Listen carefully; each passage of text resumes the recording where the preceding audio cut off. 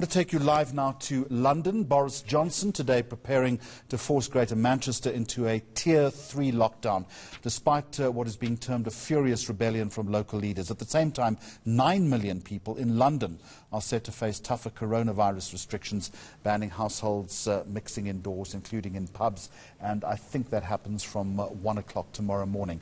Let's go live to our UK correspondent, Ollie Barrett. Let's focus, Ollie, on the north of the country first. And a massive fight, it seems, is looming there. That's right. The government, when it tries to impose the Tier 3, the highest level of COVID-19 lockdown restrictions, is attempting to do so with the support of local leaders. Now, sometimes that is working, and at other times it is not. So Lancashire today has agreed a deal with the central government to move into Tier 3. The restrictions include pubs being closed, household mixing indoors being banned, in private gardens as well, and most outdoor venues. One area of difference between the Tier 3 restrictions being imposed on Lancashire and the Liverpool city region, which has already had Tier 3 imposed on it, is that gyms and leisure centres in Lancashire are not closing as part of the deal that's been agreed with central government, and that deal includes financial support measures as well.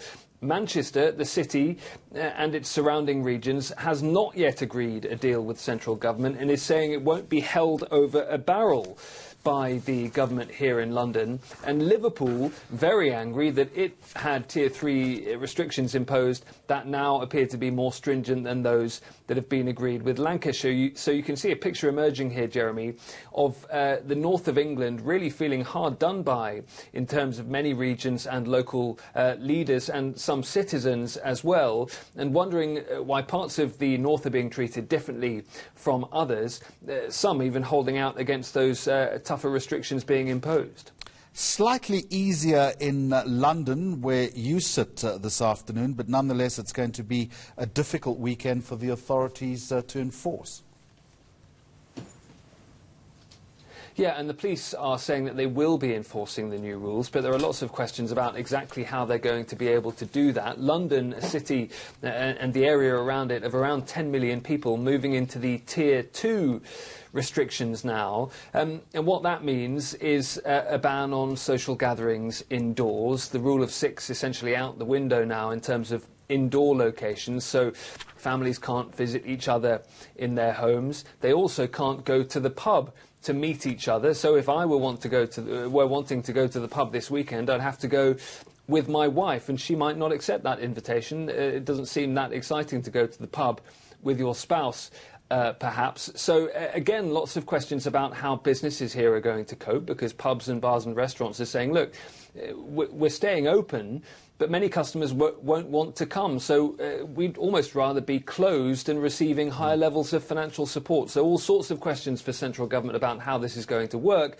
But the reason it's operating in this way is to try and avoid a second national lockdown, which is exactly what the opposition Labour Party is now calling for instead of these local tiered measures.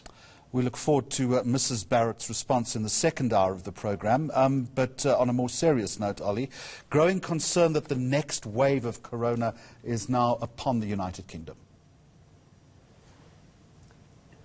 Well, certainly the cases are growing and the deaths and hospitalisations are growing as well. If we look at the figures from the last 24 hours, 18,980 new confirmed cases over that last 24-hour period, 138 deaths recorded. Now, those are large numbers. If you were looking for some good news, that number of confirmed cases is slightly down on the day before when it was up over 19,700. The number of deaths is up by just 1 on the day before. Now, of course, we mustn't look day to day. We look at that 7-day rolling average, but certainly we will wait for the figures that come out later today for the previous 24-hour period to see whether we might be seeing a trend of slowing rises in cases. That would certainly be good news.